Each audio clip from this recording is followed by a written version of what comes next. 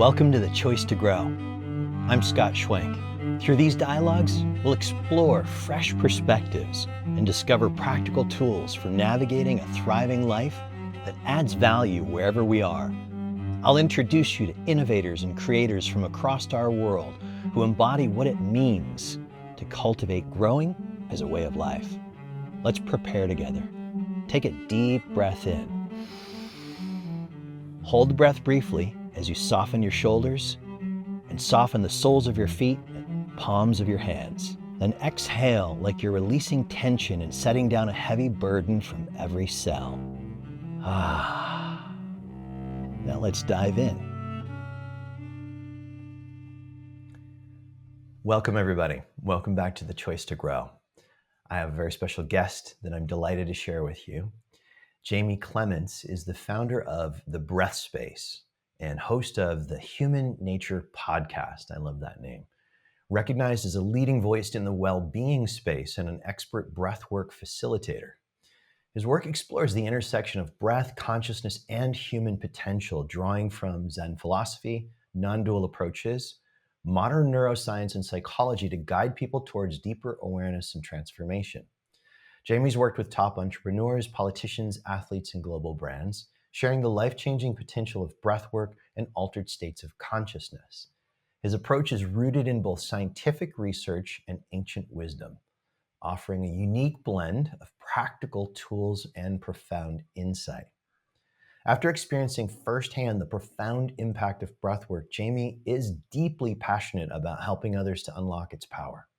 He believes that the breath is the most universal and accessible tool for shifting the mind, regulating the nervous system, and cultivating a healthier, more connected way of living.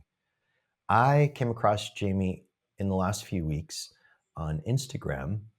I believe it was through a colleague / friend, Maud Hurst's account somehow.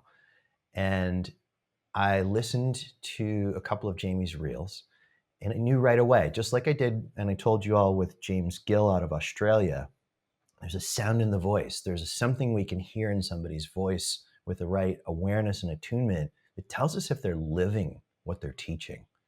Are we perfect? No. Are we works in progress? I sure am.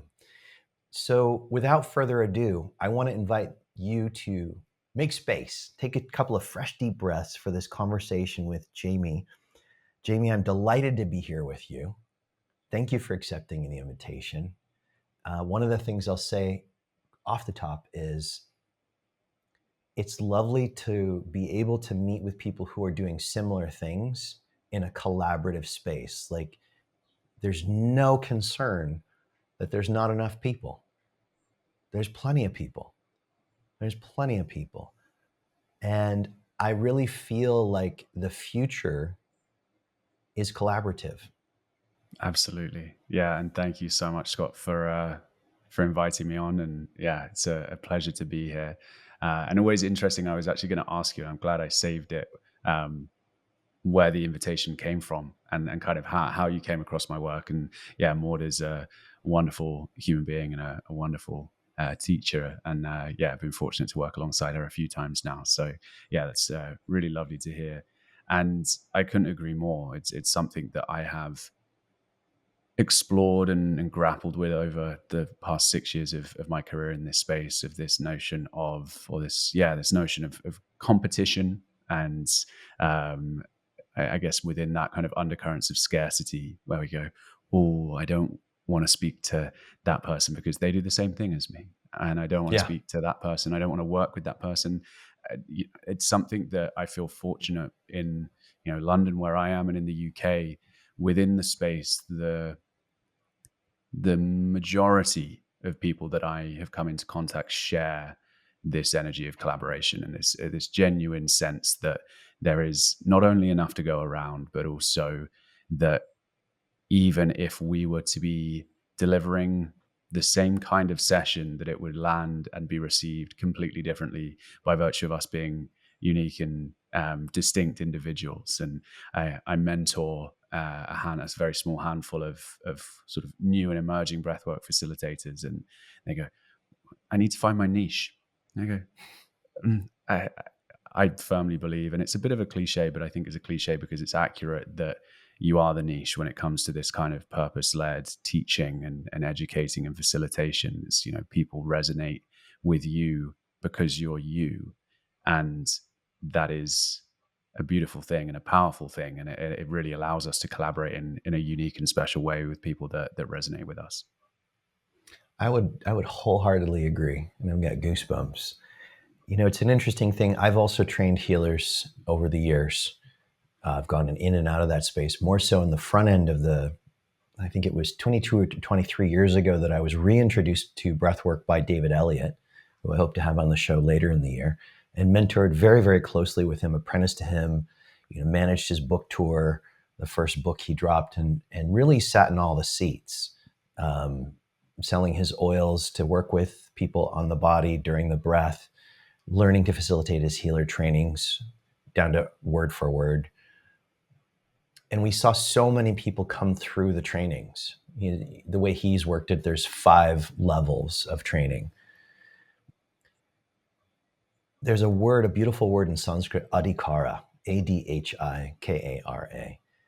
Often it's translated as authority, but it really is a combination of like the readiness, the right timing, and the preparation and the embodiment to either be able to teach something or study it. So it's on both sides. Like the student has adhikara, the teacher has adhikara. And there's folks that I come across from time to time, you being one of them, who hit the ground running. You actually remind me of me. Start really young. You said 6 years in a career, and I'm like, wow, that's interesting. I'm like somewhere over 30 years at this, 20 some odd full time. Every year I've said to some of my closest mentors, wow, I feel like I'm just now fit to start walking the path.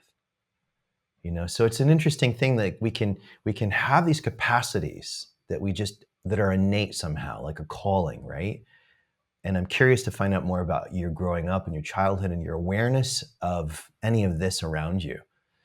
And then there's people who they want to do something, want to facilitate, or they're called to it somehow, but they need to get cooked a little longer. What do you observe around people who say they want to train and do this? What kind of things are you seeing around this? The training landscape has evolved and emerged and grown in the last 5+ years in particular, especially in the last couple of years. And I think for better and for worse, I was having this conversation with a mentor of mine, and we were saying, well, as anything grows, I think it's a part of the natural life cycle, right? As something becomes more popular as a modality or a tool or whatever it might be, you get growth at both ends of the bell curve. You get a lot of really, really good stuff that expands. You also get a lot of shadowy, shady stuff that expands, and you also get a load in the middle.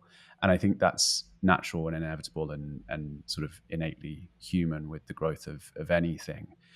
I think it presents challenges when we get into the depths of this particular kind of work, where we're exploring, the deeper layers of the psyche, the self, and working with trauma.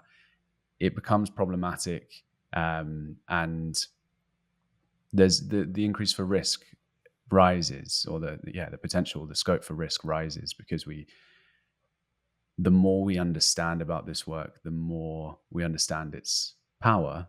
And to quote Spider-Man, with great power comes great responsibility. And I think that's something that I see in breath in particular is, and we were discussing this just before we came on air, which is, how do we reconcile the simplicity and accessibility of breath, which is actually at the root of its power, and the profound impact that the breath can have? The number of times you and I will have both heard, and I actually heard it from a group of teenagers that I was doing a workshop with last night.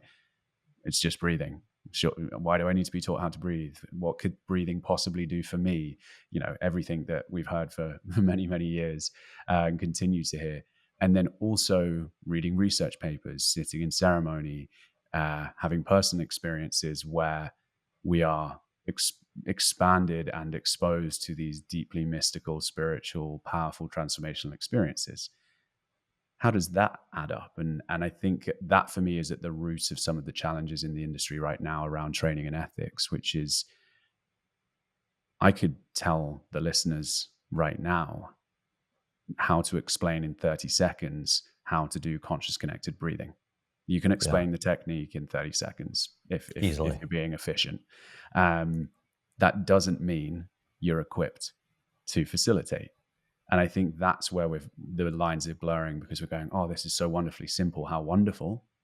Now you can learn it in a weekend. And I think you're right. You get this really broad range of individuals who are drawn to this work. And I stand by the belief that 99% of those people are drawn to this work with the best of intentions. And there are just people, it meets them at different points. I work with many existing therapists of all different kinds of modalities who are drawn to this work, and they go, oh, what kind of training should I do? And then you might get someone who actually, more like me, I suppose, came from a background of, I was in the corporate world, I was in the tech world, and I wasn't really in the world of therapeutics. I wasn't really in the world of holistic health and wellness, and found myself pulled and drawn to this work in such a deep way. And as you rightly said, I think there are some people that can hit the ground running. There seems to be something really deep within them that is a natural fit, and other people where it's not quite such a natural fit, but that doesn't necessarily mean that they won't get there. I think there are layers to it. There are layers to what draws us to the work, but also what allows us to facilitate in a way that has impact and that has substance as well. Impact and substance, yeah. And even that, the subtleties of that. Well, I'm actually going to invite you listeners in a different way, a little deeper. So maybe you don't facilitate transformational work with people, or you're not facilitating therapeutic work, yet there are things that you do in life that you care about, that matter to you. And what we're looking at really is, in part, we could frame this as the path of mastery, which from my chair is always evolving, really looking to see where I can grow without ever setting up camp and claiming some completion, which I think is a setup for pain and difficulty. So where are you, listeners? Where are you actually called to and following through on that? Where are you called to discover refining some aspect of your character, your walk through life, your craft, and map that onto what we're talking about? Because that's really the meta subject here, is the choice to grow, like the name of the podcast. There's this notion of somebody who has walked the path in previous lifetimes very strongly, not completed it. This is from the Eastern cosmology. The Sanskrit is a yogi brashta, somebody who's not completed their path, gotten far along, and is born into circumstances that are conducive to picking it back up again. And, typically, it's often been described to my ear as like born to a wealthier, pious family, is the way that the kind of texts write it. Mm-hmm. My experience actually is that may or may not be the case, wealth or spiritually inclined family. More so the case, people, and I count myself in one of them, who were cracked open by difficult life experiences at an early age. What's your experience of that in your own life? Yeah, absolutely. And it's interesting that you raised that previous point as well, because what instantly popped into my mind when we were discussing this was this, notion of old souls. I've always been described as an old soul. And I think perhaps, when we find our current form of purpose, that seems to be, you can have purpose as an old soul, and perhaps it drops in quite quickly and quite deeply, or you could find a level of purpose as a newer soul, and you find yourself, I suppose, having to explore and figure things out and learn some things rather than it dropping in quite so naturally. In terms of my personal experience with being cracked open, that was certainly my route and my path into where I find myself now. So I had a relatively, I'd like to call it an uneventful upbringing, from sort of 0 to 15. I was always described as a highly sensitive, shy child. I was quite reserved. I was quite introverted, and some of those aspects still stay with me to this day. Absolutely. Um, I was very academic, very kind of intellectual growing up, um, quite high achieving, and worked very hard. And at the age of 15, actually, one thing that I'd add just to kind of my late or early teen life was I had this fascination with human nature, which is ironic given the name of the podcast I now have. But I had this fascination with human nature, psychology, why I thought the way I thought, why I felt the way I felt, and why other people also did. And at the age of 15, my parents got divorced and separated. And that really hit me incredibly hard. I remember very clearly the day that they shared that decision with us, and the from the place of understanding that I now sit in, I went into total shutdown. I went into total freeze. I wasn't particularly upset. I wasn't particularly angry. There was nothing outward. It was numb. There was almost like a flashbang had gone off and my ears were ringing and I couldn't really tell what was going on outside of myself.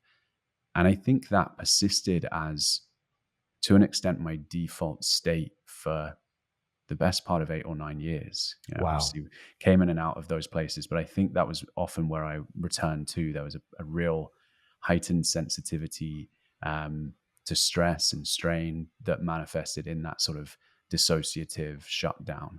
And the manifestation of that I think then led to what played out in my sort of mid to late 20s was becoming deeply disconnected from myself, or my soul, as I would now say, and my essence.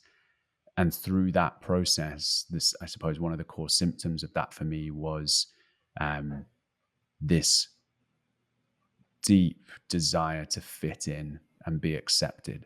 And I became this incredibly malleable, adaptable, I was a master of adaptation unconsciously. I could fit in wherever I needed to.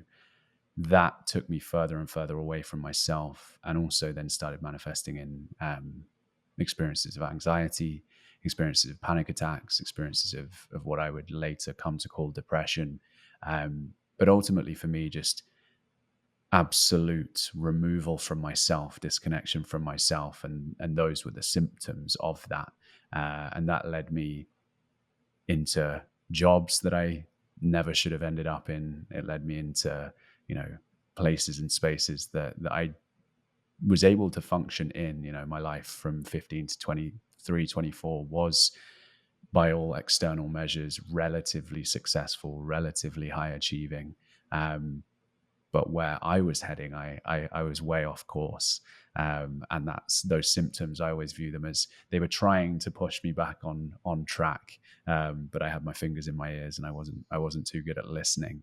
And so, Hmm. yeah, that for me was definitely I suppose, long period of that process. But it became, I suppose, the noise became increasingly loud. The alarm became increasingly loud as I got into my early 20s, which led to one particular year that really was the cracking open that led to everything that came since. And was there an event in that year or a series of events? I'd say a series of events. I ended up being let go from a job. I had a relationship that was challenging and quite unhealthy that came to an end. And I also lost a friend from school to suicide. And it Wow. was really, it was one hell of a year. And it took all of that to really bust me wide open and confront myself, just actually look at what was going on in front of me, and seeing it, particularly with my friend who passed,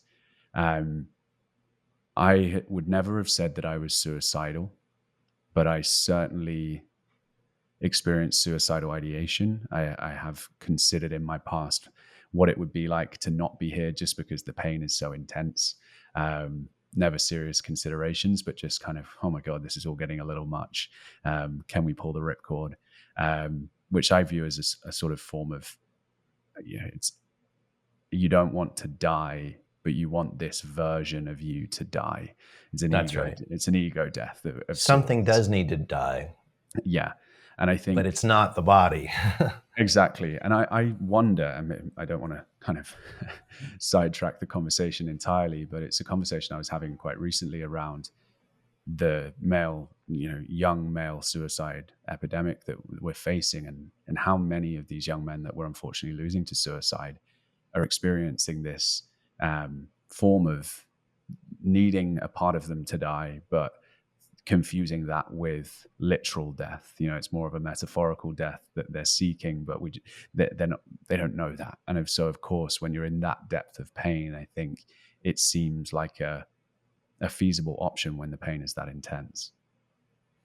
When what I see, the function of when it was going well, the churches, the mosques, the temples historically, is that people's community was focused around that. Even if they weren't a deep practitioner, that's where their celebrations happen. That's where funerals happen. That's where you got help if you needed food. That's where you got your counseling. There was like a hub, and your whole world was connected to it. I feel like that's a big piece of what we've been all searching for, is this feeling of really being held in a coherent community where we don't have to be 100% on all the time. We can be held. We can lean back from time to time and then strengthen and support others. When it comes to breath work, I feel like that's one of the things that is so appealing to people, is the community aspect. When I started teaching, it was all in person. It wasn't until quarantine that it became entirely online for me, with the exception of here and there.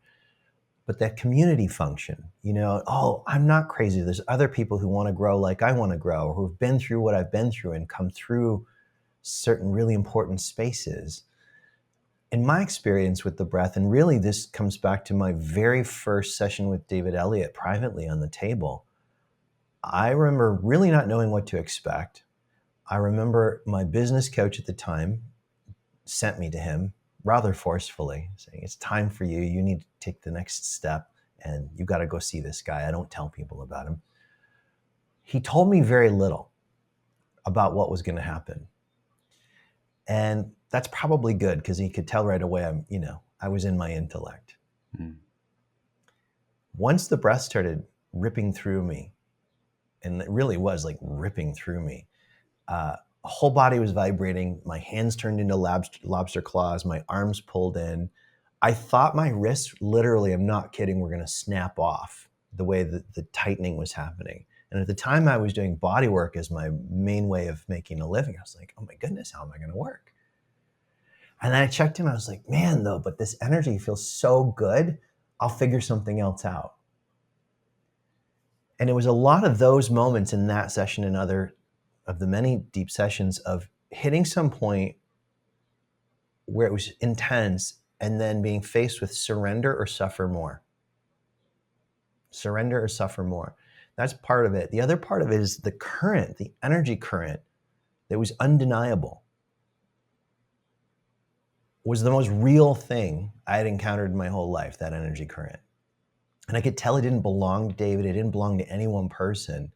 And I feel like that's what we've been looking for in our churches or our organized spiritual places, is like to have an experience, a direct first-hand experience. There's something more than just this body, just this life, and just concrete objects, and I want to know what it is. That's part one.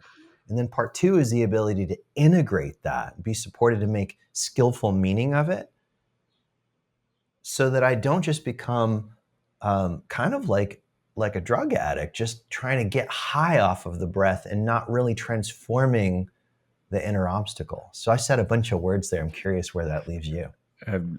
It lit me up is where it's left me. Yeah, my brain is firing, or something's firing. Um, this is where, for me, my fascination and study of non-dual philosophy has really started to marry up really closely, and the puzzle pieces for me seem to be clicking into place around where breath and why breath for me is such a fascinating modality. So I think the same of places of worship. I think the same of community. I think the same of breath. I think the same of music, of dance. We will all have, for whatever reason, subtle differences in our relationship to these things. For some people, it's mantra. For some people, it's self-inquiry. For some people, it's breathwork. Whatever the modality, I think we are all uh, expressing through our interest and our practice of these things our soul's deep desire to reconnect to the oneness, to Yeah. the collective consciousness. And for me, the process of breath work in this conversation and my practice is, we know we can use the the scientific lingo and talk about default mode network getting quieter, and brain networks lighting up in different ways, brainwave Vagus activity, nerves. vagus nerve, all of these Yeah. things. But essentially, that, to me, from what I understand, and I like to sit in both the science and the spirituality, is that in exactly the same way with something like psychedelics and the depths of the neuroscience that we understand there, is that what we are describing, where we say egoic mind quieter, subconscious, personal unconscious louder, is we are getting out of our own way and unveiling that deeper part of ourselves with a capital S that wants that connection to something more real and larger than ourselves, that is the oneness and kind of collective consciousness. And so that's something I speak to a lot in my work, is peeling back the layers of the mind to connect to the soul, and how we do that. And also, to your point, and it's something I'm really glad you raised, is this concept of meaning and meaning structures, and this falling away of traditional religion for some good reasons. But we haven't really replaced those things. And with that kind of gap, we see people feeling either stuck in their heads and very much in their intellect, or lost. And so these collective experiences, for me, I am trying to build a business that facilitates me holding these spaces as often as I am able and have the capacity to. And I always witness in myself, because of what I feel and experience in holding those spaces, but in everybody else, this sense of shared humanity, and that connection, that when we go into these spaces, even if we don't speak to one another, there's something that happens in the same way as a lot of people experience in church. And so I think that is absolutely what I see happening. And also within that conversation as well, around elders and differences in age and life stage. My last retreat, we had such a broad range of ages, from sort of late 20s through to late 60s. And to witness that was really special, because we get this, again, we're filling this gap that has been left as we have really stepped away from rites of passage and proper connection to family and community and elders. So I think all of these, perhaps some people would label kind of new age spirituality and new age spiritual practices, but just these practices, ancient practices that are coming back around, are filling the gaps of what has been left behind once modern society has stripped a lot of substance away from us. Yeah, the thing that I keep coming back to as I'm listening to us over the whole conversation is the difference between the idea of something and the direct experience of something. Like in Eastern spirituality, there's an understanding of emptiness, not deficiency, like loss, but real, like the emptiness of meaning. The things just are as they are. We don't have to label them with words. My labels may not be accurate, and then pretzel my experience into my label and alienate me from the experience. But what is the real thing? To really encounter the emptiness of self is extraordinary if it's the right moment. Terrifying when it's not. All based on how we're making meaning. And this is the thing that I'm seeing as an opportunity around the world with people who are choosing to facilitate strong inner work, whether it's through plant medicines, animal medicines, breath, or some other modality. It's not enough to be able to bring somebody into profound, strong experience. To help people actually make meaning of it in a skillful way that they can apply to their lives and integrate is key. I've had so many people come to me for private mentoring, private sessions, who didn't get zipped up properly after plant medicine and were experiencing night terrors, panic attacks, sleeplessness, and anxiety. They had a big experience in the ceremony, very powerful. But their structures of consciousness and then whatever held bound energies like tension or trauma, we want to call it, could not yet make meaning in any sort of a useful way. It was like the fuses were shorting out. So this importance of facilitators doing enough of their own inner work in those areas to compassionately be aware of, just because I can bring a stronger experience to this group or individual, should I? Is now the right time for that? Thoughts? Yeah, I was having a conversation with a brilliant facilitator out in Indonesia a few weeks ago, and we had this very conversation about breathwork and the reassuring, I think, shift away from high intensity forms of breath, where it's as fast as you can go, as hard as you can go, for as long as you can go. And that's reliably how we know we'll get the most explosive outward response physically, whether it's tetany, catharsis, whatever. If you want that, go hell for leather. But we're seeing this move, which I think is fantastic, towards understanding that we can and perhaps should be moving towards a gentle approach to this work, both in how we apply it and prescribe it in the first place as to when is the right time. Very much for me, it's a nervous system informed approach. We're going, where is this person at? It's a trauma informed approach, a nervous system informed approach to actually go, is this the right thing? We don't tell everybody to go and sit with ayahuasca. We don't tell everybody to go and sit with this, whatever the medicine. And we don't tell everybody to go and sit in a therapy chair. And so it's actually about, again, as something grows and as we understand more about it, it doesn't become a catch-all just because it's good for a lot of people. And it doesn't take away that responsibility for a level of vetting. I think breathwork is beautiful and unique in the power that it is largely safe for a large proportion of people, but that doesn't mean we can skip to all the time for all the people. And so both gentle in how we prescribe it, but also gentle in how, when we do prescribe it, how we approach it.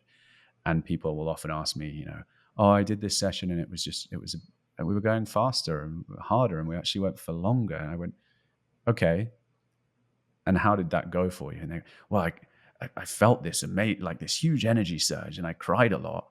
But what did you take away from it? What did you integrate from it? And I think very often when we're, I've worked with synthetic DMT before. You blast off for 10 minutes and you try and grab some things while you come back down. It can still be a really beautiful, profound experience, but the level of insight can be a little bit limited. And the same with breath. We can blast people off and they might come back going, wow, but they're not coming back with much that they can piece back together. And I think also with the more intense approaches, we run more of a risk of re-traumatization. There's not a huge capacity for titration, for pendulation, these ultimately kind of mouthfuls of Sorry, jargon. just pause for a moment for the Sure. listeners who don't know these two terms, Yeah. titration and pendulation, because they're really important. Yeah, absolutely. I caught myself there in jargon mode. So titration is really, if I remember titrating liquids in science lessons back at school, it's really this slow, gentle, measured approach to exposure in the case of breathwork to strong emotion or deeper experience. So it's Yeah. sort of gently does it, gradual kind of exposure. Pendulation from the pendulum is we will go in to something and we will come back out of something. And again, they're very closely linked, titration and pendulation, but I think they're beautiful models to work from because we can support someone in exploring something that either consciously or unconsciously has been deemed unsafe by their psyche, and help them reintegrate and recalibrate and recontextualize their relationship to it through either a titrated gradual approach or a pendulated sort of swinging approach where we go in and come back out again. So I think it's a really I'm hearing these terms and these conversations happening a whole lot more in the breath world, which for me is really reassuring and gives me a level of hope in amongst my regular cynicism. When I sat up from that first session with David Elliot that was literally life-changing, I knew I had to do that work. I knew it was the next thing to bring in. And he said two things to me that have stuck to this day. He said, one, I'm looking for leaders, not followers, which is really important because he also said later to me one time, he said, whoever a person's first breathwork experience is, they're going to imprint on that person and project specialness. So to be aware of that and to handle that with care, because some people have misused that knowingly, some people have misused that unknowingly to get intimacy that seemed to be missing from their life by getting approval or attachment from clients and students. The other thing he said to me is the breath is not the work. And he didn't say anything more after that. And it really, really has been one of the most important realizations for me that I really got clearer on just concretely reading about pranayama, which is where these varying ways of breathing come from. There's over 500 different ways to organize the breath that each have their own way of shaping and directing energy. And that what we're really doing is shaping and directing energy, working with energy. So to simply huff and puff harder and harder, and I did plenty of that, isn't to go farther. The softer approach. The breath that I learned from David that I was leading for so many years was an open mouth breath. 2 breaths in, 1 breath out, all through the mouth. And in the last few years, when I was pulling it back, my public teaching of it, even after my ecstatic breathwork course was making the rounds through commune and unity, I got quiet because I didn't feel like I was doing a service anymore by continuing to offer it the way people were taking it. I could tell people were just getting high. A lot of people, some people were really having genuine transformations, but many people were just doing it as a way to feel something more or feel less of something. And I knew something had to shift. And so I did a lot of self-study and really deep practice with somebody for years, 1 or 2 times a week, where the breath was simply just breathe into the area in your body, feel fully what's there until it liberates, and keep staying and relaxing everything around that area and into the whole body. The first few years of working with her, over the 10 plus we've been together, sometimes I'd want to slap her. I'd get so annoyed because I'd bring an issue that was going on in my life and be like, this. Oh, well, where is that in your body? Take a deep breath. Like, take a deep breath. Let's just give me the answer. Yeah. Give me the answer here. But what I've come to notice is simply having somebody do breathing through the nose that's directed with focus and care in a safe holding environment has been more liberating than these seemingly explosive mouth techniques of breath that get all the tingles going. Yeah, absolutely. And there's a couple of things that come to mind for me there. The first being, we're a society of more, across the board. We are eating more, we are drinking more, we're consuming more, we are, everything's convenient. And with that in mind, we do chase the seemingly obvious or quick or sexy or popular route.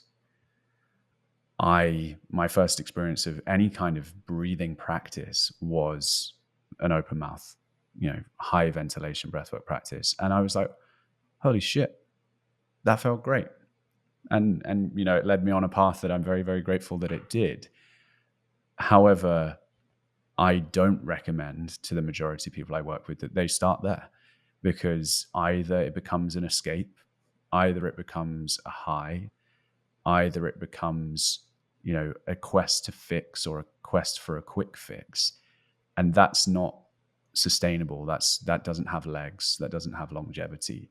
And so taking a more titrated, a more gradual approach to breath as well is, I think, really powerful. I wonder, it's something I've been contemplating a lot this week, actually, and I'd love to get your thoughts. I feel that we can sit here as two people who've been in this world for a reasonable amount of time, and promote and encourage the less is more approach, the simple, the nourishing, the gentle. And I don't know how much people at the beginning of their journey might listen. I hope they will. But the question that I have is that I get this sense that chasing more feels like an inevitable life cycle stage on the way to appreciating that less is more. Yeah. We've seen it historically with money and traditional forms of success. You get very, very rich people going, I'm still miserable. And then you get people who chase, every wellness hack and every breathwork experience. And then all of a sudden they sit and they go, I realized it was just actually about being aware of my breath, slowing my breath down, breathing more gently. And I know I've been through that process myself, and I can sit here and now go, it's so simple, but it's almost that we have to go through that journey of seeking to then come home to ourselves once more. What are your thoughts? What comes up for you? Well, my first thought is that's an archetype that we have to go through our seeking to come back home to ourselves. It's a story that's been told in so many different ways throughout time. Joseph Campbell did a lot of work around organizing all those different storytellings under the arc he calls the hero's journey. And there are other actual arcs. Sophie Strand wrote a book a couple of years ago called The Flowering Wand that shows a different archetype. But the point is, it's a familiar archetype, or some of you have read Paulo Coelho's book, The Alchemist. That's that story, or Acres of Diamonds. It's another similar older one where somebody leaves their home to go searching their destiny, their treasure, to come back home after this long journey to find it was right where they were all along. They were sitting on acres of diamonds. And isn't that the truth of it when we start to have the direct experience that, all these techniques like breathing, body scanning, relaxing, contemplation, self-inquiry, they don't in and of themselves wake us up and free us of our contracted sense of self entirely. They give us tools to foreground more awareness, concentrated awareness, which allows a wider perspective that's real, not just intellectual. And in that wider perspective, I can choose. And I may have to, depending on how deep the roots of a particular pattern, life pattern or habit that was destructive go, I may have to have that seeing happen many times. I'm imagining, I've got things in my life, I'm imagining you've got things in your life that we bump into this trait or this feeling that can come up again and again. Maybe it's less and less and less over the years, but it does come up and it can come up. An example would be, I'm imagining you're familiar with attachment patterns. Yeah. Right? So I historically grew up with the insecure attachment pattern. And so that means my character was designed to, one, the closer I got to somebody, unconsciously expect abandonment or rejection and be bracing for it. Number two, never getting enough approval to let me know that this is valid, this is not going to go away. And then be attracted to people who had avoidant, the opposite. Perfect storm. That's an example of something that it's not gone in me. It's very much shifted into radically more secure attachment. And, I recently met somebody I liked a lot a month or two ago, and went out on a date, had an extraordinary experience, was reflected back like, oh, hope to see you many more times. And any texting between now and then has been met on my side with 2 to 3 days or a week of not hearing anything back. When that first happened, I really liked this guy a lot. He was handsome, interesting, successful, great energy. And I felt it. I felt it for a few days. I felt this kind of, this ton of tension in my chest and in my belly that would, not heavy, but was there. I go, oh, that's it again. This is another opportunity.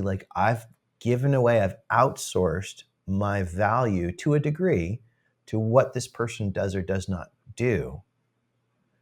And if I go further with that, I go, well, what is that? There's 8 billion people on the planet. Oh, it was the illusion of scarcity, that there's not other people out there, or I'm not going to get them, or I'm not worthy, or any of the things. So I'm just kind of teasing this out because I feel like people who've had big transformations in life, some of us have gotten to a place where we might bump into a skeleton in the closet or a difficult experience and then make ourselves so wrong. Wait, aren't I supposed to know better? I'm the leader, or I'm the CEO, or I'm the facilitator. So thoughts there? Absolutely, and hard relate on the insecure attachment journey. So I've also done that dance a number of times, both in terms of the relational dynamic, but also the self pedestal and the shame that can show up with that. Where I go, aren't I supposed to be calm all the time? Aren't I supposed to be? I don't get angry.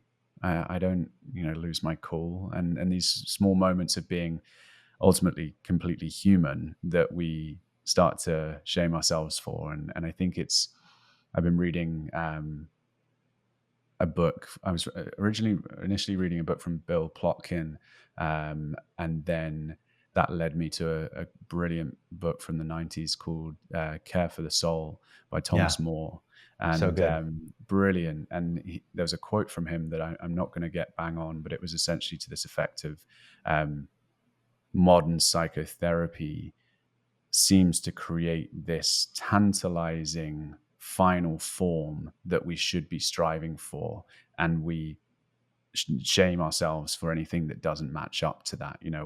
We're desperately trying to get that complete final form, and push away and resent and demonize ourselves for anything human that might rub up against that.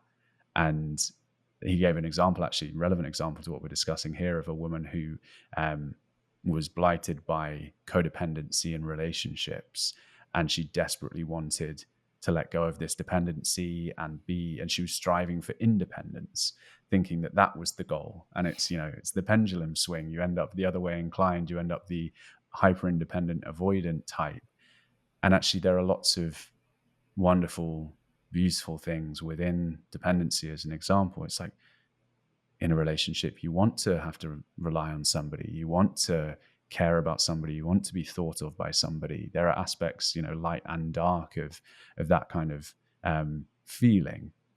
And it's only when we think that all of that is bad that we start to strive and head ourselves down to the other end of the pendulum, where we then realize we're just in a different version of a very, very familiar pattern. And so I think that's what it's been a real personal journey for me within my work and my life more broadly, of not hiding behind some kind of persona or putting myself for others or simply for myself on any kind of pedestal to try and maintain this illusion of like, got it all figured out. Um, my ego's absolutely tried to take me there at times to go, yeah, you are that person. Don't worry about it. And then where I am now in the last couple of years, which has just been really deeply connecting to my wholeness and my humanness. And that's why I always love referencing, holotropic as a term and something that's so relevant in the breathwork world, because it comes from the Greek for moving towards wholeness. And I think it's a beautiful expression of the process of breathwork, but also the process of healing at large and life at large. So beautiful. I hope that you listeners are hearing some more space to be as you are and be inspired to keep growing. But like, we've all got flaws. We've all got challenges. The recent episode I referred to of the show with James Gill, Fish as he goes by, Australian character. Do you know about Fish? I do. I've followed Fish for a long time. I've not had the pleasure of meeting him, but I'm a huge fan of his. Well, he just dropped a new book. It's only in Australia at the moment, but it's a hot moment if you want to get him on your podcast. He's a lovely, lovely dialogue partner. Amazing. But he teaches repair for the listener. He teaches repair when there's been a rupture in a relationship. There's going to be a rupture. Somebody's going to be hungry one day or angry or sad or, just checked out for some reason or another and say something that's off. Like, we're going to make mistakes. It reminds me of being in acting conservatory where one of our great teachers, professors, said, the test of a good actor isn't just simply memorizing lines, delivering them, and hitting marks. It's when you make a mistake in the play, can you work with it in such a way that it carries everybody on the same journey and nobody in the audience knows there was a mistake? Didn't work out so well when I had that happen and I forgot to bring a letter on stage in a Shakespeare play. Shakespeare is highly specific. That letter forwarded the story and had to figure that out in verse, iambic pentameter, no less. That didn't really happen quite that way. Audience didn't know, but the whole cast wanted to smack me around. Yeah, all the world's a stage comes to mind, because it's the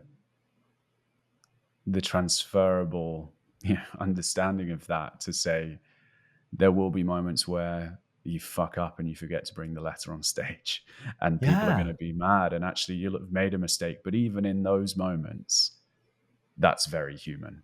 And maybe the rupture will be complicated, and maybe you'll get fired, or maybe there will be consequences to actions when you make mistakes. It's fact of life. But do you have the capacity, even through those times and in those moments, to come back to self-compassion, to come back to I did fuck up. I hold my hands up to that. I take accountability radically for that. And I'm sorry. And still, not even but, and still, I'm okay. Like, I love me. I've got me. And I think that's something. Can I still maintain my awareness of the others who are involved? So easy for any of us, out of a lot of previous experience, that when we realize we've messed up, to go into the tension pattern, to kind of, the head dips, the breath shortens, and like the tail goes between its legs like a dog that's been chastised for messing up. And then in that moment, I'm actually doing more of the thing without realizing it. I'm actually still taking from the environment. So can I feel what's here for me? Like, I've got remorse, and that can be purified. Let me feel that. But let me not lose sight of the people, the environment, the animals that are around, so that I can still actually collaborate and be skillful.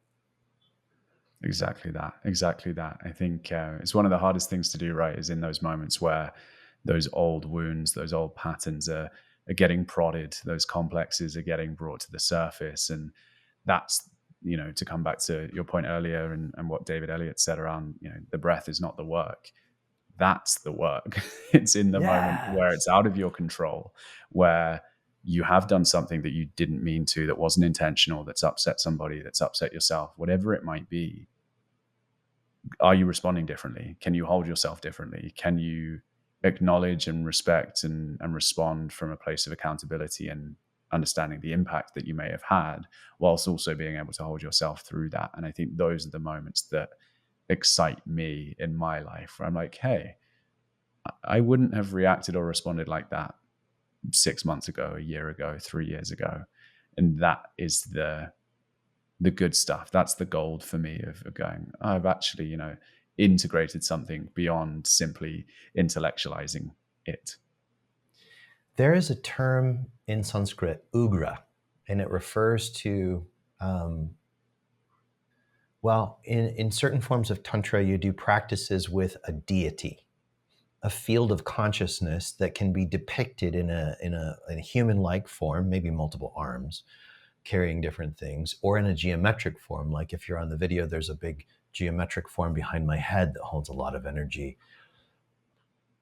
And there are deities or fields of consciousness that are considered peaceful, shanti, and then ones that are considered ugra. And that's often flatly and very limitingly translated as wrathful. But what this word means, according to my teacher, it implies an upsurge of energy. Ugra means an upsurge. Like I'm thinking like a geyser of water or a very, powerful fountain of water. There's an upsurge. And what I've noticed in psychoactive practices, particularly like the breath, is that they can unlock these very profound energy currents that are part of the creative power of life, that are the creative power of life, through our nervous system and the field around the body. And it's after the formal experience in the studio or on the Zoom call where the upsurge is continuing to move. And what it's moving is it's revealing anything that's got holding or tension around it. So I feel like one of our opportunities, our sacred responsibilities as facilitators, is to help people be able to sit in discomfort. Not to fetishize being uncomfortable, but to sit in discomfort in a new way. Like I'm holding this area in my chest like I would hold a baby or an animal or my favorite tree, and I'm going to stay. And maybe my breath gets deep and strong in certain moments, but maybe it's actually soft in other moments. But what's organizing it is my committed attention to be with this thing however long it needs me to be with it in this way. Absolutely. It reminds me of a quote from one of my favorite teachers, Rupert Spyra, who said, all suffering comes from resisting what is or seeking what isn't. And that for me, then feeds into what we're talking about here with sitting in with discomfort. When we think about, practices like somatic experiencing and these modalities of being in the body, actually, we've realized that if we can stay with the discomfort, wherever it might be presenting, it dissipates.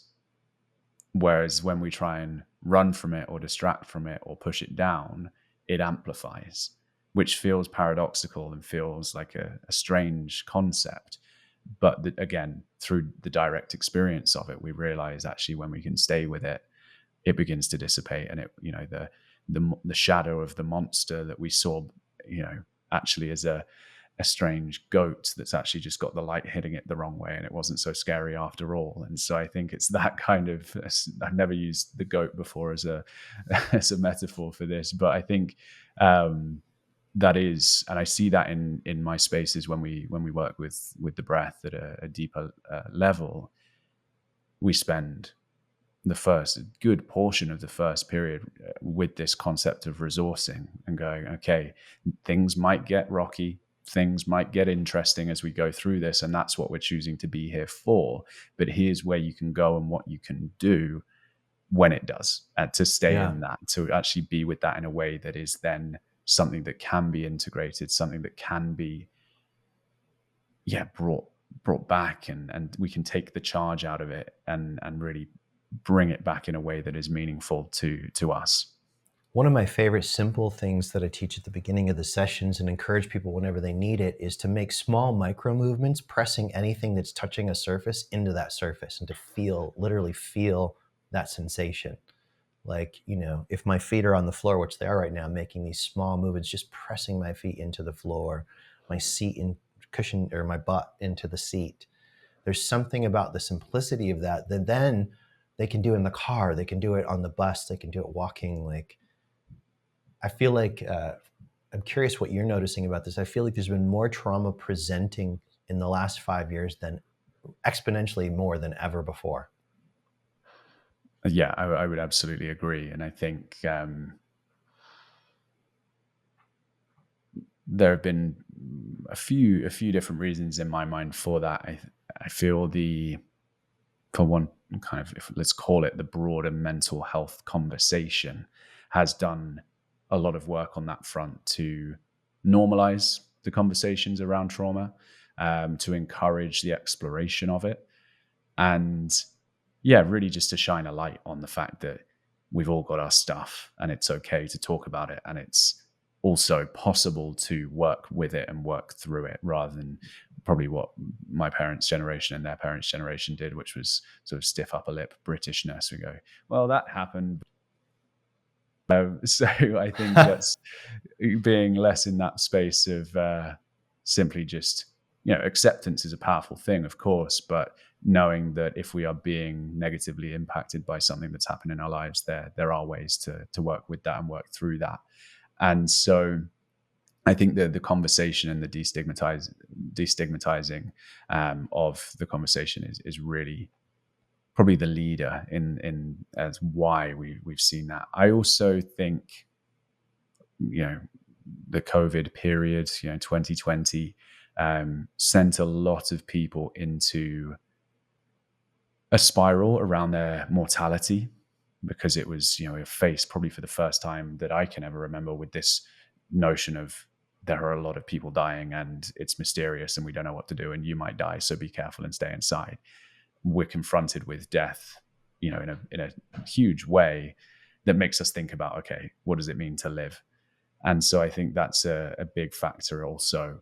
And I heard, are you familiar with the comedian Pete Holmes? Not yet. He's wonderful, really kind of deep thinker, hilarious as well. He's based in the US. And I heard Pete talking about this on a podcast one time, where he was saying, because of the nature of how convenient our world has become, we are able to do things so quickly and we have so much more access to things at such a rapid pace. We have infinitely more what he called like navel gazing time, like introspection time. He said, kind of jokingly, he was like, my parents didn't have time to, on a Thursday afternoon, take a bunch of mushrooms and meet God. They were busy, carrying stuff back from the shop or working on the farm or whatever it might be. There was a lot less free time because of the convenience of things. And I think that's also a factor. We have access to time, to resources, and to spaciousness to really dive into all of these conversations, which is doing a lot of good. It's a good thing, I think, in large part in my book, for sure. You mentioned, I almost thought you were going to go into, there's a question I ask every guest. And when you started talking about death and the inevitability of it for a human body, or for anything in form, will at some point disintegrate. So this question I ask every guest starts with a quote from Shunryu Suzuki Roshi, who opened the Zen Center of San Francisco in the 1960s. And he would say often, death is certain, the time is not. What is the most important thing? So I ask you, Jamie, knowing that death is certain and the time is not, sitting here today, what is the most important thing for you?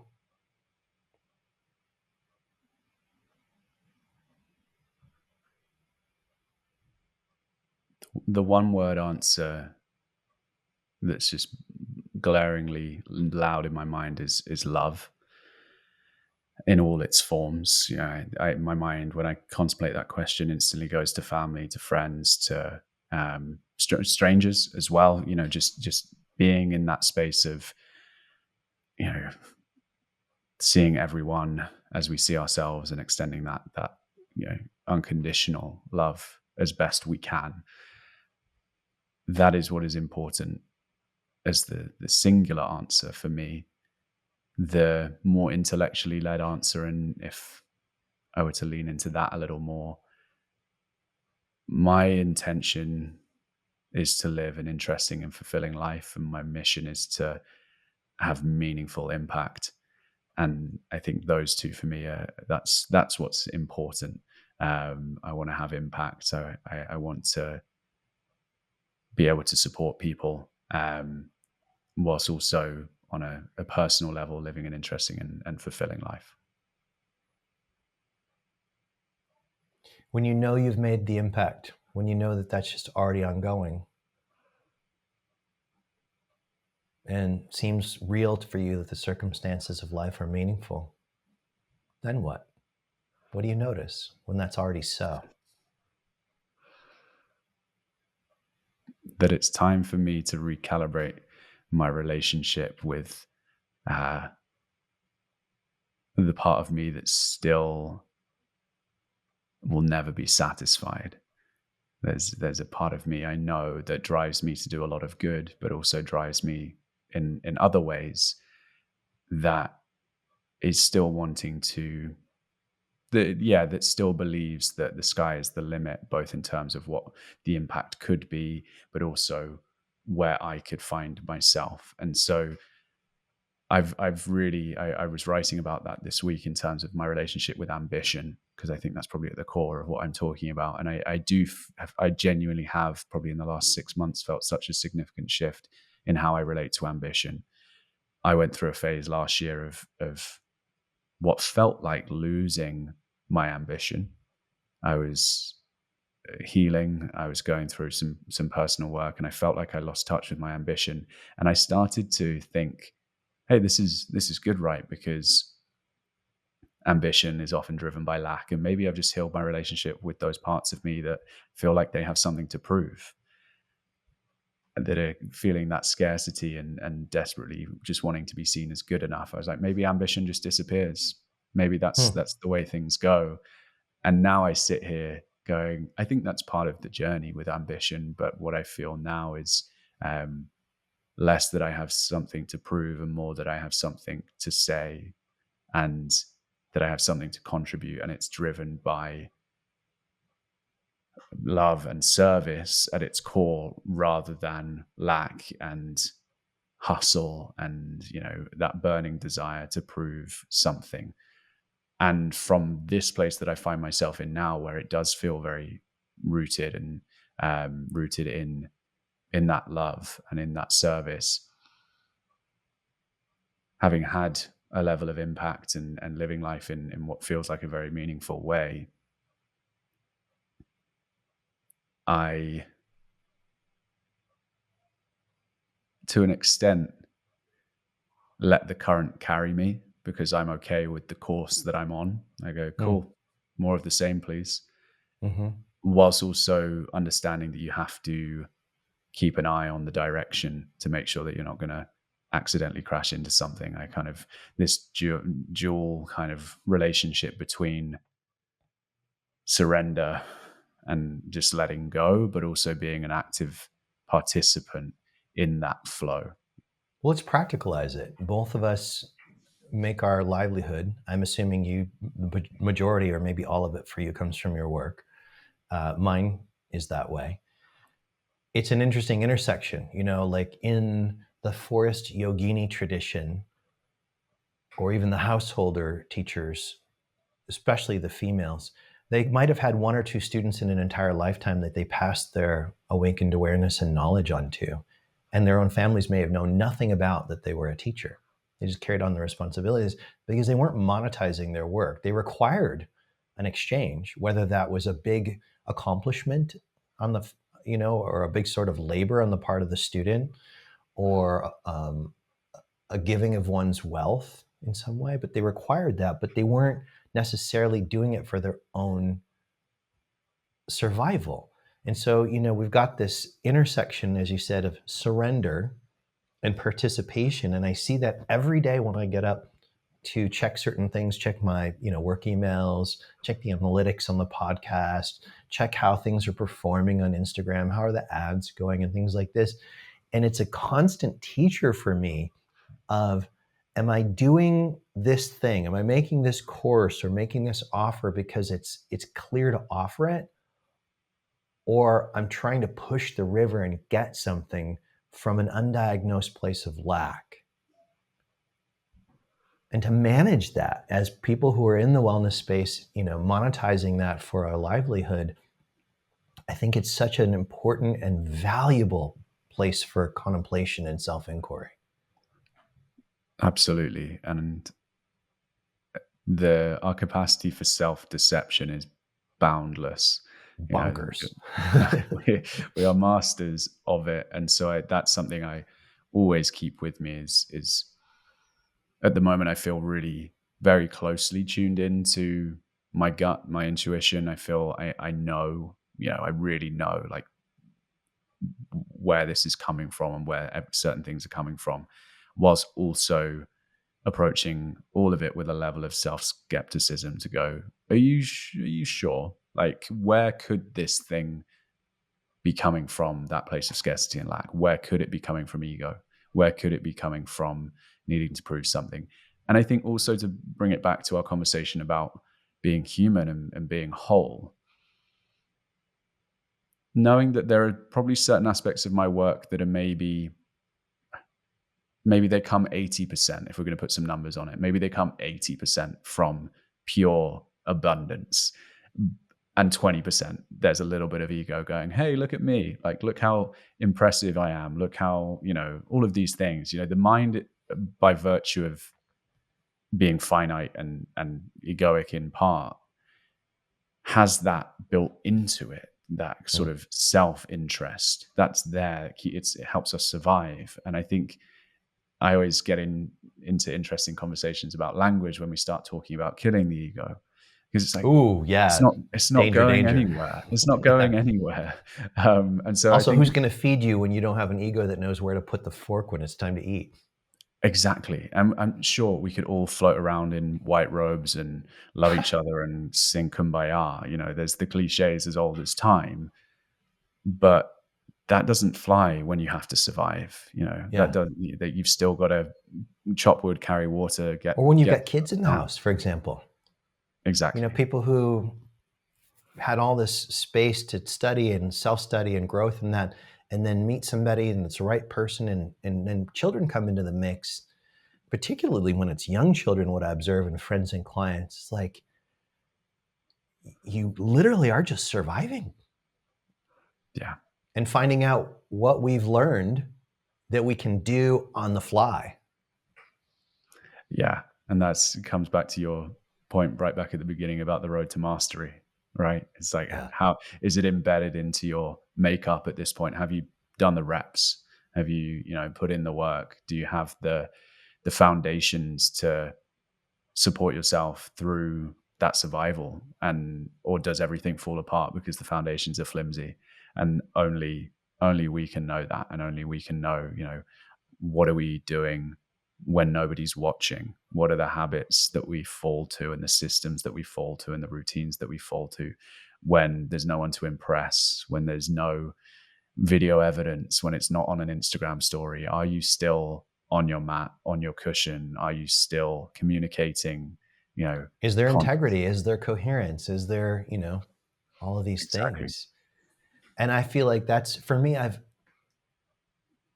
don't know in 20 some odd years if I've had a period where I didn't have somebody I was working with directly as a mentor, a reflector, a teacher, a therapeutic experience where they were developed and aware enough they could tell, even if they didn't call it out right in the moment, when I was deluding myself. And in the space of that relational dynamic, I could see more. And I'm not calling myself special for this. It's how my mom brought me up. And one day I finally integrated it, which is to tell the truth no matter how bad it makes me look, in the interest of growing, in the interest of serving the environments that I participate in, and have that container, that relationship, not just with teachers and coaches and mentors, but also with peers. I feel like that's one of the biggest gifts that somebody who wants to work in this space can have, is to have peers who are doing really well at growing and at embodying that growth. Not just have big numbers, but like really embodying the growth. How to really look and see, how does your mentor navigate stressful moments, the loss of a loved one, the change of money situation, a diagnosis. Like how does it go when there's pain or difficulty? Those are the people who can navigate it. Those are the ones I want to be around. Those are the ones I want on the island collaborating together. Yeah, absolutely. And I think for me, it again comes back to that. It's a lot of what we talked about, I feel, is this push-pull between finite, infinite ego and sort of soul or self, because there's the temptation or what seems like the right answer in those moments where you're like, no, I need to facilitate, I need to teach. And so I've got to put on a brave face. And sure, there's a time and a place for emotional discipline and, pulling your socks up and getting on with things. That's actually part of the growth, but not if you're also not opening that box afterwards and feeling and going there and allowing yourself to be seen in vulnerability.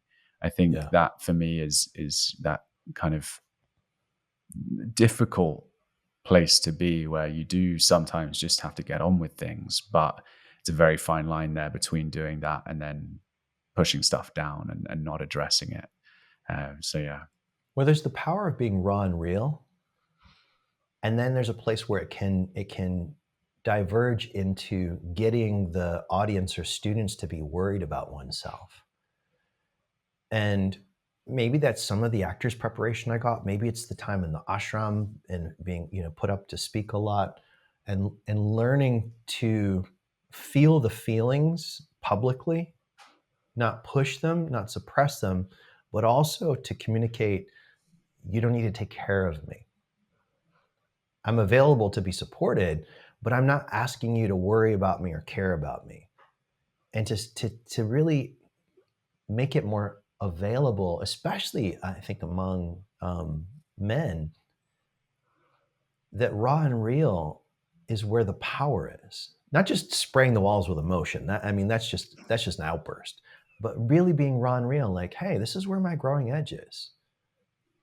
This is where I'm working some stuff out. Yeah. I think a journey for me with this has been because of almost that legacy part of me wanting to fit in, wanting to be accepted. There has been in my past a level of a lack of willing to be raw and real, because I'd rather be, I'd rather be seen a certain way.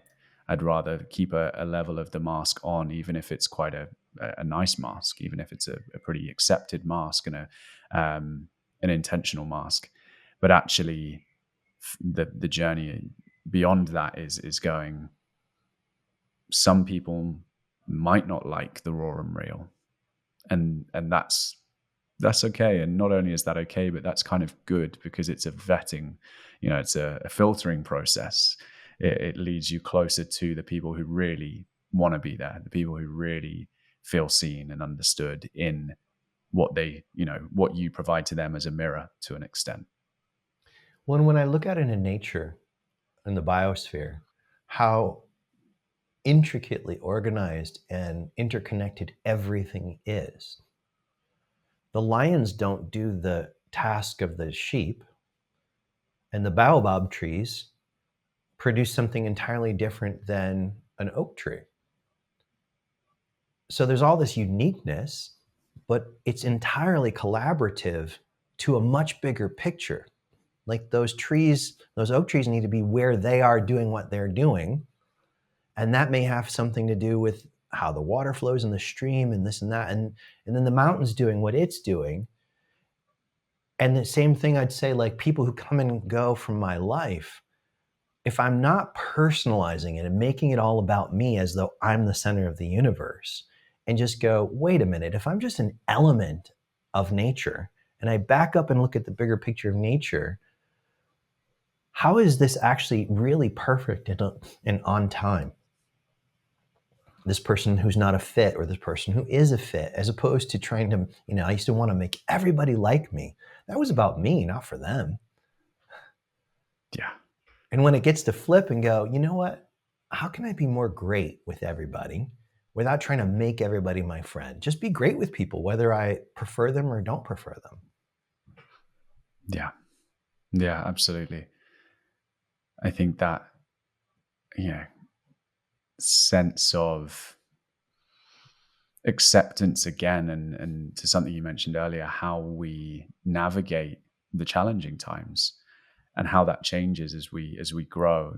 I went through a really challenging period of about 3 or 4 months to kick off 2025 at the beginning of this year, and I was really genuinely struggling with quite a few different things, and the walls seemed to be sort of closing in, and I was going, oh, when's this going to end? When am I going to see the light at the end of this tunnel?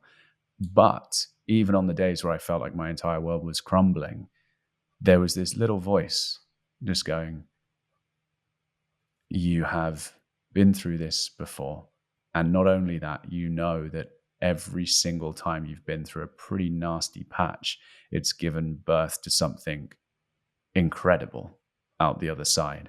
So even if it doesn't feel like it's there right now, I trust that it's coming. And without kind of negating the negative or bypassing the negative, just that deep knowing that even when it seems that things aren't working out, they are working out, whether it's a small bad moment or whether it's a bigger bad period, everything is cyclical and everything has its timing. And when we can trust in that, that's where things seem to unfold and flow back in a way that is more kind of coherent and in our favor. How could I use this to grow? Is the question I like to walk around with. If it's going to be here and I can't transform it or change it, all right, how can I use this to grow? And for the benefit of more than just myself. That for me has been a real key. I know that when I'm suffering, I'm usually caught in a self-focus only. And can I take a bigger vision that includes me, that goes like, oh, wait a minute. How many other people on the planet probably are experiencing some degree of pain like this? Can I actually open to compassion for all of us? Then my vision shifts and it doesn't feel so stuck and there's resource. I'd like to ask you a somewhat final question for this conversation. I hope we get to have many more down the road. Let's say any of your assets, your website, anything you've written, all these things, they're gone. And it's the end of your life. And you can leave people with maybe one or two key things that you feel make a difference. You could call them teachings, you could call them pointing out instructions, whatever you might call them. What might those be?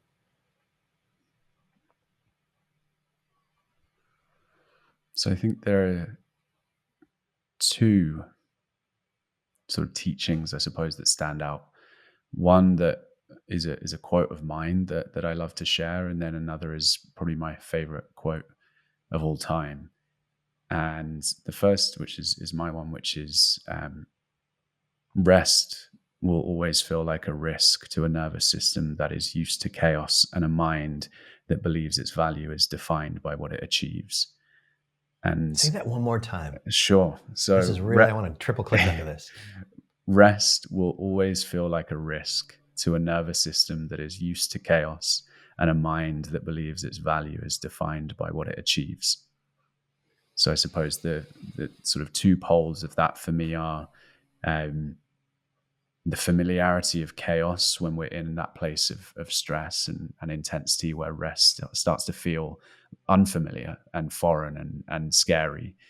And then the other side, which is, I think, an important partner to that, which is the parts of ourselves that are still trying to prove something and still trying to prove our value by doing. And if we have those two in tandem, then rest becomes this very tricky quantity to find and this very tricky task to find. And the second is wisdom tells me I'm nothing and love tells me I'm everything. And between those two, my life flows. Sargadatta Maharaj. Indeed. And that quote for me was one of those aha moments of direct experience of the polarity and duality of wholeness, and actually going, to your point again that you made earlier about sort of, for myself, having been in this space for 6 years and you for many, many more, I can simultaneously sit here and feel like I'm the new kid on the block and like I've only been around a hot minute, and also sit here and feel like I am incredibly experienced in the space and like I've been here a really long time. And these sort of two seemingly contradictory truths that to me are both true. And it's about relativity. It's about where you find yourself in the conversation and who you're with, but also knowing that you're exactly where you are and that doesn't change. And it's just, again, perspective and relativity. So that for me applies there, but also just way beyond that. And for me, it's just always about moving as much as I can from that place of intellect and mindfulness to sort of heartfulness and that place of love that just allows us to come back to that deep inner knowing that everything's okay. And so often when I find myself up against these contradicting or apparently contradicting truths, I come back to that quote. I have a sort of semi-visual representation of it tattooed on me on my arm, so it's a permanent reminder. And yeah, I think those are the two that immediately jumped out for me as far as things that I would like to leave people with. Thank you. Thank you for making time for this dialogue. I love dialogues like this. I don't know if I've said it yet in the show, but I pull from a definition of dialogue, meaning to discover together, as opposed to like straight up interviews. A dialogue, let's discover together. We'll share some things we already know, have read or heard, but like, is there some discoveries we can collectively have? And that includes you as the listener. So with all of my love and with great respect, thank you for being here, Jamie. Thank you so much for having me. I really, really appreciate it. It's been a wonderful experience. How can we find you if we want to know more about your work, your offerings, your in-person possibilities? Yeah, so everything that I offer lives under the Breath Space, which is my website, thebreathspace.co.uk. Social media as well, Instagram at Jamie Clements _. And yeah, those are probably, I'd say, to keep it simple, where it's best for people to find me. In-person offerings mostly in London, in the UK, and Europe, and increasingly internationally. But yeah, my base is here for now, and there's plenty of people here to work with, and plenty of work to be done. So yeah, would love to connect with people who are based here, but also I am looking at some opportunities in the US and North America more broadly as well. Fantastic. Well, we hope you pass through LA so we can meet up for a meal or something like this. So we're going to take about 10 seconds in silence, everybody. So if you're in a position where you can just close your eyes, you're welcome to do that. If you're not, just relaxedly being here with some slow, long exhales. And we'll end in this silence together.